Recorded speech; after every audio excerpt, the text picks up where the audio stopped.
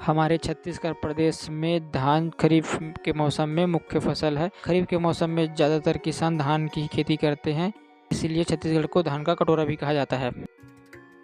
किसी भी फसल में अधिकतम उपज प्राप्त करने के लिए खेती के हर एक स्टेप महत्वपूर्ण होता है। आज की इस वीडियो में बात करेंगे धान की रोपाई या ट्रांसप्लांटिंग विधि की पहली चरण धान की नर्सरी तैयार करने के बारे में कि नर्सरी कैसे तैयार किया जाता है।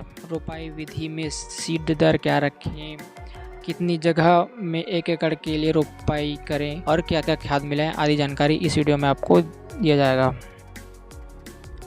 तो चलिए वीडियो शुरू करते हैं। आप पीछे वीडियो में देख पा रहे होंगे, यहाँ हम धान की नर्सरी लगाने के लिए जुताई कर रहे हैं। नर्सरी तैयार करने वाली जगह पे 2-3 जुताई करके मिट्टी को अच्छे से भुरभुरी कर लेनी चाहिए। जुताई करने के लिए आपको कल्टीवेटर का यूज़ करना है, पंजाब या बखर का यूज़ नहीं करना है, क्योंकि कल्टीवेटर में ढेला छोटा निकलता है और मिट्टी काफ़ी भुरभुरा होता है। हमेशा हल्की जुताई करें, गहरी जुताई ना करें। छोटे किसान ट्रैक्टर की सुविधा ना होने पे कुदाली की सहायता से नर्सरी के लिए बेड बना सकते हैं। नर्सरी तैयार करने वाली जगह में 8-10 दिन पहले गोबर खाद या वर्मी खाद अच्छे से फैलाकर छोड़ दें। 1 या 2 जुताई करने के बाद मिट्टी में उर्वरक मिलाना रहता है। यहाँ पर हम सिर्फ SSP ले रहे हैं, जो कि पौधों में फास्फोरस की पूर्ति करता है। मात्रा की बात करें तो मात्रा आपको कम ही रखना है। यदि आप 1 एकड़ के लिए नर्सरी बना रहे हैं तो आपको 4 से 5 kg ही SSP लेना है। यहाँ पर हम 4 एकड़ के लिए नर्सरी तैयार कर रहे हैं, इसलिए हमने 20-22 kg लिया है।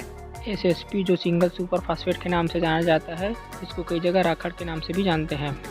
यह उर्वरक पौधों के लिए फास्फोरस उपलब्ध कराता है, जो कि पौधों के प्रारंभिक जड़ के वृद्धि विकास में सहायक होते हैं। SSP को मिट्टी में अच्छे से छिड़क दें। छिड़कने के पश्चात उसको कल्टीवेटर की सहायता से अच्छे से मिला दें। शुरुआत में सीड जर्मिनेशन तक कोई यूरिया या कोई अन्य फर्टिलाइज़र नहीं मिलाना है। यूरिया एक गर्म तहसील का उर्वरक होता है, जिससे कि प्रारंभिक अवस्था में पौधों के जलने का खतरा रहता है, इसलिए शुरुआत में सिर्फ खाद और SSP का ही यूज़ करें। अब बात करते हैं 1 एकड़ में रोपाई के लिए कितने एरिया में नर्सरी तैयार करें। वैज्ञानिक विधि के अनुसार जितने एरिया में आप धान रोपाई करने की चाह रहे हैं, उतने एरिया का 10वां भाग आपको नर्सरी तैयार करने के लिए चाहिए रहेगा। अगर एकड़ में बात करें तो 1 एकड़ के लिए जगह की उपलब्धता के अनुसार 8 से 10 डिसमिल जगह में नर्सरी तैयार करें। जगह की उपलब्धता के अनुसार बताई गई संख्या में कुछ कमी कर सकते हैं, लेकिन इतना ध्यान रखें कि पौधे के बढ़वार के लिए पर्याप्त जगह हो। नर्सरी तैयार करने के लिए हमेशा ऊंचाई का चयन करें, क्योंकि बरसात के मौसम में मानसून आने पर कई बार शुरुआत में अधिक बारिश हो जाती है, जिसकी वजह से नर्सरी में पौधे डूबने का डर रहता है। नर्सरी हमेशा पानी की सुविधा वाली जगह पर ही लगाएं और एक्स्ट्रा पानी निकालने के लिए निकासी की व्यवस्था होनी चाहिए। उर्वरक को अच्छे से मिला लेने के पश्चात अब बारी होती है बीज की बिजाई की, जिसके लिए सीड लेंगे। सीड की मात्रा वैरायटी के अनुसार अलग अलग हो सकता है। यदि हम मीडियम साइज वाले दाने की वैरायटी जैसे कि स्वर्णा 1010, इन धान में रोपाई के लिए 17 से 22 kg पर एकड़ के हिसाब से सीड्स लेने हैं। यदि आप छोटे दाने वाली वैरायटी का यूज़ कर रहे हैं तो आपको 17 से 20 kg सीड रखना है। लेकिन यदि आप किसी मोटे दाने वाले वैरायटी का यूज़ कर रहे हैं तो उसके लिए 22 से 25 kg सीड रखना है पर एकड़ के हिसाब से। सीड्स हमेशा विश्वसनीय संस्था से ही परचेस करें। धान की फसल में होने वाली कई ऐसी बीमारियां जैसे कि फ्लैश स्पॉट, ब्राउन स्पॉट इत्यादि बीज जनित रोगों के रोकथाम के लिए बीज उपचार आवश्यक रहता है। इन रोगों के रोग कारक बीज के सरफेस में ही उपस्थित रहते हैं, लेकिन बाद में पौधे बड़े हो जाने पर फेवरेबल कंडीशन मिलने पर जब पौधों को अटैक करके नुकसान पहुंचाते हैं। अतः इन्हीं सब बीमारियों से बचने के लिए सीड ट्रीटमेंट जरूरी होता है। सीड ट्रीटमेंट के लिए हम कार्बेंडाजिम, थायराम, स्ट्रेप्टोसाइक्लिन इत्यादि का यूज़ करते हैं। सीड ट्रीटमेंट कैसे करना है उसको आप पीछे वीडियो में देख पा रहे हैं। ये हम सीड ट्रीटमेंट के लिए कार्बेंडाजिम का यूज़ कर रहे हैं, जो कि बीज कंपनी द्वारा पहले से ही बीज के बोरे में रखा गया था। दवाई को बीज में अच्छे से मिला देना है। यदि आप प्रमाणित बीज का यूज़ कर रहे हैं तो आपको 3 साल तक बीज बदलने का ज़रूरत नहीं होता, लेकिन आप हाइब्रिड सीड का यूज़ कर रहे हैं तो आपको हर साल न्यू सीड परचेस करना पड़ेगा। ट्रीटेड सीड को हाई डेंसिटी के साथ कुछ इस तरह से ब्रॉडकास्ट करना रहता है। पूरे बीज को टारगेटेड एरिया में अच्छे से ब्रॉडकास्ट कर दें। बीज की पूरी मात्रा को छिड़कने के पश्चात उसको मिट्टी की हल्की परत के साथ ढकना रहता है।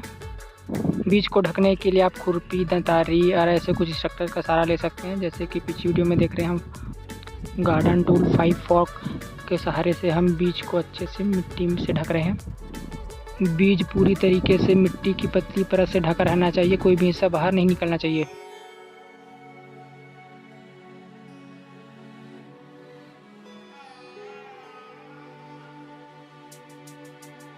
शुरुआत में सीड जर्मिनेशन तक चिड़िया द्वारा दाना को खाने का डर रहता है, इसलिए उसे गेहूं या धान के भूसे द्वारा ढक दें। मिट्टी को अच्छे से ढकने के पश्चात उसके फ्लडिंग द्वारा अच्छे से पानी दें। फ्लडिंग करने के लिए आप पानी के धारा वाली जगह में बोरी या किसी अन्य चीज़ को रख दें ताकि पानी के प्रेशर से वहाँ पर गड्ढे ना हो। यदि आप ऐसा नहीं करते हैं तो आप देखेंगे कि पानी के फ्लो वाली जगह में पानी के प्रेशर के कारण वहाँ का बीज निकलकर ऊपर आ जाता है, जिससे कि उसे जर्मिनेशन परसेंटेज बहुत कम होता है। सीड जर्मिनेशन के लिए सीड बेड पर पानी आप फ्लडिंग या स्प्रिंकलर के थ्रू दे सकते हैं, लेकिन इतना ध्यान रखिए कि बेड पर नमी कम से कम 3 से 4 दिन तक हो, ताकि जर्मिनेशन के लिए पर्याप्त नमी बीज को मिल सके।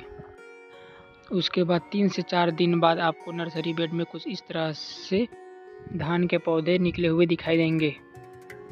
जब आपके नर्सरी में पौधे इस अवस्था में आ जाए तो 1-2 दिन बाद दूसरी सिंचाई कर दें।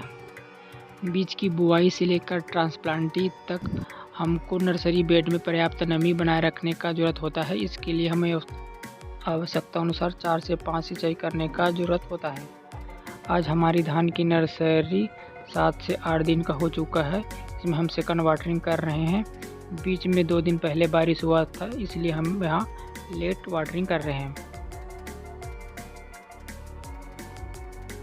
10 से 12 दिन पश्चात नर्सरी हमें कुछ इस प्रकार से देखने को मिलेगा। अभी अपन को थर्ड वाटरिंग देने का समय आ गया है। थर्ड वाटरिंग के समय हमें धान में हल्का सा यूरिया छिड़काव करने का ज़रूरत होता है, जिससे कि पौधे का ग्रोथ तेज़ी से होता है। यूरिया का छिड़काव हमें हल्की मात्रा में ही देना है, जिसके लिए यदि हम 1 एकड़ के नर्सरी तैयार कर रहे हैं तो उसके लिए 1 से 2 kg यूरिया पर्याप्त रहेगा। नर्सरी में खरपतवारों की उपलब्धता के अनुसार खरपतवारों के नियंत्रण के लिए खरपतवारनाशी या निदाई का ज़रूरत पड़ सकता है। जहाँ तक संभव हो खरपतवार के नियंत्रण के लिए रसायनों के प्रयोग से बचें, लेकिन यदि खरपतवारों की संख्या अधिक है तो रोपाई के 3-4 दिन पहले एक निदाई जरूर करा लें। जब आपकी धान की नर्सरी 25 से 30 दिन की हो जाए तब वह ट्रांसप्लांटिंग के लिए सबसे उपयुक्त रहता है। तो इस तरह से धान की नर्सरी तैयार की जाती है। आज की हमारी यह जानकारी कैसी लगी है कमेंट करके ज़रूर बताएं। यदि आज की हमारी यह जानकारी आपको अच्छी लगी है तो वीडियो को लाइक और शेयर ज़रूर करें, और किसी से संबंधित अन्य सभी जानकारी के लिए हमारे चैनल को सब्सक्राइब जरूर करें। धन्यवाद। मिलते हैं किसी नई वीडियो।